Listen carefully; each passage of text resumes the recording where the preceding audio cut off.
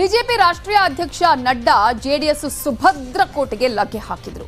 ಹಾಸನದ ಅಭಿವೃದ್ಧಿ ನಮ್ಮಿಂದ ಅಂತಾನೆ ಕುಟುಂಬ ರಾಜಕೀಯ ನಡೆಸೋರಿಗೆ ನೀತಿ ನಿಯತ್ತಿಲ್ಲ ಅನ್ನುವ ಪದ ಪ್ರಯೋಗಗಳೂ ಆಯಿತು. ಕಮಲ ಕಲಿಗಳಿಗೆ ಹಳೆ ಮೈಸೂರೇ ಬಿಗ್ ಟಾರ್ಗೆಟ್. ಜೆಡಿಎಸ್ ಭದ್ರಕೋಟೆ ಛಿದ್ರ ಮಾಡೋ ಮಹಾಗುರಿ. 2023ಕ್ಕೆ ಹಳೆ ಮೈಸೂರನ್ನೇ ಕಾಂಗ್ರೆಸ್ ಬಿಜೆಪಿ ಟಾರ್ಗೆಟ್ ಮಾಡಿಕೊಂಡಿದೆ. ಅದರಲ್ಲೂ ಎರಡೂ ರಾಷ್ಟ್ರೀಯ ಪಕ್ಷಗಳ ನಿದ್ದೆಗೆಡಿಸಿರೋದು ಜಾತ್ಯತೀತ ಜನತಾದಳ. ಹಾಗಾಗಿನೇ ಕಾಂಗ್ರೆಸ್ ಬಿಜೆಪಿ ನಾಯಕರು ಜೆಡಿಎಸ್ ಭದ್ರಕೋಟೆಯನ್ನ ಛಿದ್ರ ಮಾಡಲು ಜಿದ್ದಿಗೆ ಬಿದ್ದಿದ್ದಾರೆ. ಬಿಜೆಪಿ ರಾಷ್ಟ್ರೀಯ ಅಧ್ಯಕ್ಷ ಜೆಪಿ ನಡ್ಡಾ ಇವತ್ತು ಹಾಸನಕ್ಕೆ ಎಂಟ್ರಿ ಕೊಟ್ಟರು. ನಡ್ಡಾ ಅಷ್ಟೇ ಅಲ್ಲ, ಬೊಮ್ಮಾಯಿ ಸರ್ಕಾರವೇ ಹಾಸನಕ್ಕೆ ನಡ್ಡಾ ಜೊತೆ ಮುತ್ತಿಗೆ ಹಾಕಿತ್ತು. ಹಾಸನದ ಬೇಲೂರು ಚೆನ್ನಕೇಶವ ದರ್ಶನ ಪಡೆದ ನಡ್ಡಾ ಶಿಲ್ಪಕಲೆಯನ್ನ ಕಂಡು ಫಿದಾ ಆದ್ರು. ಮುಖ್ಯಮಂತ್ರಿಗಳು ಸಚಿವರ ಜೊತೆ ನಡ್ಡಾ ಫೋಟೋಶೂಟ್ ಕೂಡ ಮಾಡಿಸಿದ್ರು.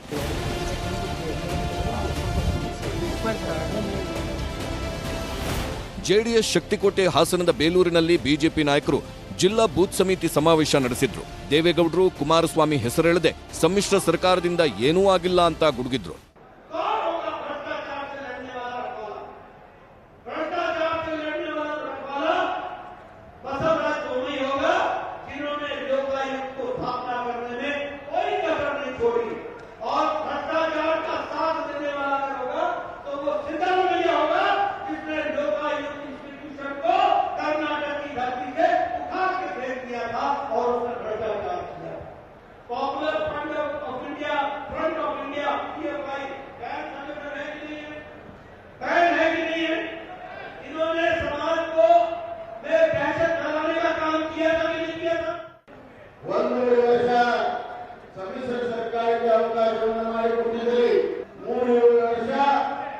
ಈಗ ಭಾರತೀಯ ಜನತಾ ಪಕ್ಷದ ಆಡಳಿತವನ್ನು ನಾವು ನೋಡಿದ್ದೇವೆ. ಎಲ್ಲ ಕ್ಷೇತ್ರಗಳಲ್ಲಿ ಸಾವಿರಾರು ಕೋಟಿ ರೂಪಾಯಿ ಅಭಿವೃದ್ಧಿಯ ಇವತ್ತು ಚಾಲನೆ ಆಗ್ತಾ ಇದ್ರೆ ಈ ಬಾರಿ ಬೇಲೂರಿನಲ್ಲಿ ಬದಲಾವಣೆ ತಂದೇ ತಿಳಿಯುತ್ತೇವೆ. ಇದಕ್ಕೆ ಸಮ್ಮಿಶ್ರ ಸರ್ಕಾರ ಇದ್ದಾಗ ಯಾವುದೇ ಹಣವನ್ನು ನೀಡದೆ ಕೇವಲ ಕಾರ್ಯಕ್ರಮ ಘೋಷಣೆಯನ್ನು ಮಾಡುತ್ತಿದ್ದರು. ಇಷ್ಟಕ್ಕೆ ಮುಗಿಯಲಿಲ್ಲ ಕಮಲಪಡೆ ಅಬ್ಬರ. ಶಾಸಕ ಪ್ರೀತಂ ಗೌಡ ಕ್ಷೇತ್ರ ಹಾಸನದಲ್ಲಿ ಬೂತ್ ಸಮಾವೇಶ ಮಾಡಿ ಜೆಡಿಎಸ್ ಕುಟುಂಬ ರಾಜಕಾರಣದ ವಿರುದ್ಧ ಗುಡುಗಿದ್ರು.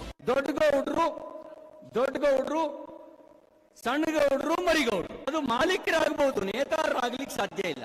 ಈಗ ವೋಲ್ವೋ ಇದೆ, ರೇಂಜ್ ರೋವರ್ ಇದೆ, ಜಾಗ್ವಾರ್ ಇದೆ, ಟೊಯೋಟೋ ಇದೆ. ನಾವೆಲ್ಲ Volvo, Jaguar, Range Rover, Toyota model. ಇದಕ್ಕೆ ಈಕ್ವಲ್ ಆಗಿ ಡಕೋಟಾ ಮಾಡಲ್ ಈಕ್ವಲ್ ಆಗಕ್ಕೆ ಸಾಧ್ಯ ಇಲ್ಲ. ಜೆಡಿಎಸ್ ಶಕ್ತಿಕೋಟೆಯಲ್ಲಿ JP Nadda CM Bommai team ಪ್ರಚಾರ ಮಾಡಿದ್ರೆ ನೆಕ್ಸ್ಟ್ ಟಾರ್ಗೆಟ್ ಆಗಿದ್ದು ಜೆಡಿಎಸ್ನ ಭದ್ರಕೋಟೆ ಮಂಡ್ಯ. ರಾಜ್ಯ ಬಿಜೆಪಿ ಉಪಾಧ್ಯಕ್ಷ ಬಿವೈ ವಿಜೇಂದ್ರ ನಾಗಮಂಗಲ, ಮೇಲುಕೋಟೆ ವಿಧಾನಸಭಾ ಕ್ಷೇತ್ರಗಳಲ್ಲಿ ಸಮಾವೇಶ ಆಯೋಜಿಸಿದ್ರು. ವಿಜೇಂದ್ರಗೆ ಭರ್ಜರಿ ಸ್ವಾಗತ ಸಿಕ್ತು.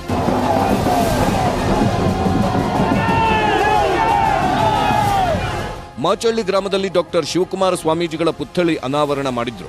ನಾಳೆ ಇದೇ ಮಂಡ್ಯದಲ್ಲಿ ಬಿಜೆಪಿ ಯುವ ಮೋರ್ಚಾ ಸಮಾವೇಶನೂ ನಡೆಯಲಿದೆ.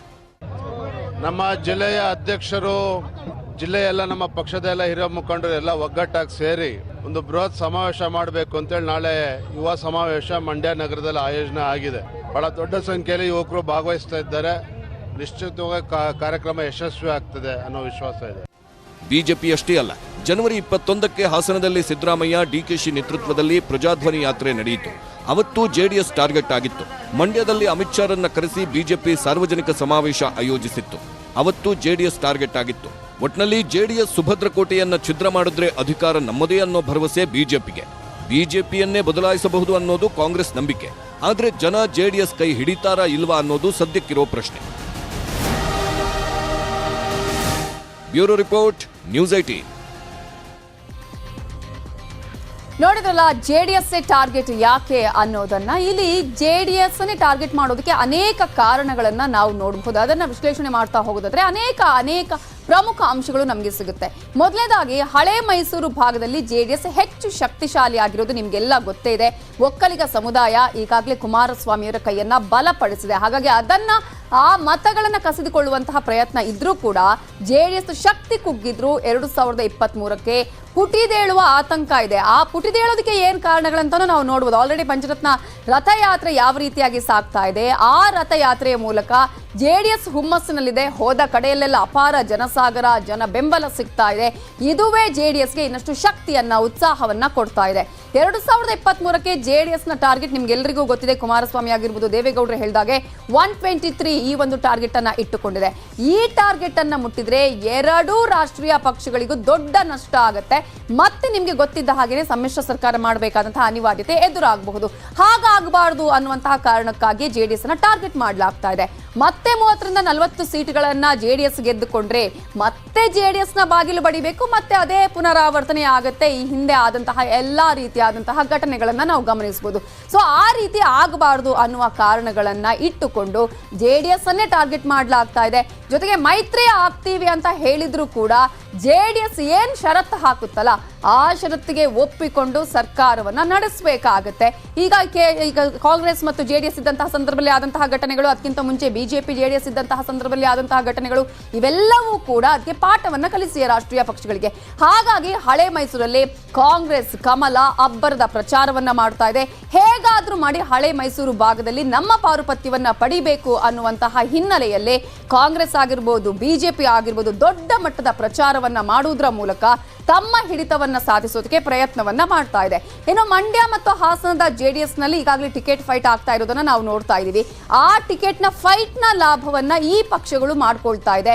ಅದನ್ನೇ ಟಾರ್ಗೆಟ್ ಮಾಡಿಕೊಂಡು ಕುಟುಂಬ ರಾಜಕಾರಣದ ವಿಚಾರ, ಟಿಕೆಟ್ ಫೈಟ್ ನ ವಿಚಾರವನ್ನ ಮುನ್ನೆಲೆಯಾಗಿ ಮಾಡ್ತಾ ಇರುವಂತದ್ದು, ಶಾಸಕರ ಮುನಿಸು ಆಗಿರ್ಬೋದು, ಕುಟುಂಬ ಕಲಹಗಳ ಆಗಿರ್ಬೋದು, ಇದನ್ನ ಈಗ ಎರಡೂ ಪಕ್ಷಗಳು ಪ್ರಯೋಜನವನ್ನ ಪಡ್ಕೊಳ್ತಾ ಇದೆ. ಇದರ ಲಾಭವನ್ನ ಪಡ್ಕೊಳ್ತಾ ಇರೋದನ್ನ ನಾವು ನೋಡ್ತಾ ಇದೀವಿ. ಅದನ್ನೇ ಜನರ ಮುಂದೆ ಎತ್ತಿ ಎತ್ತಿ ತೋರಿಸುವಂತಹ ಪ್ರಯತ್ನಗಳು ಕೂಡ ಆಗ್ತಾ ಇದೆ.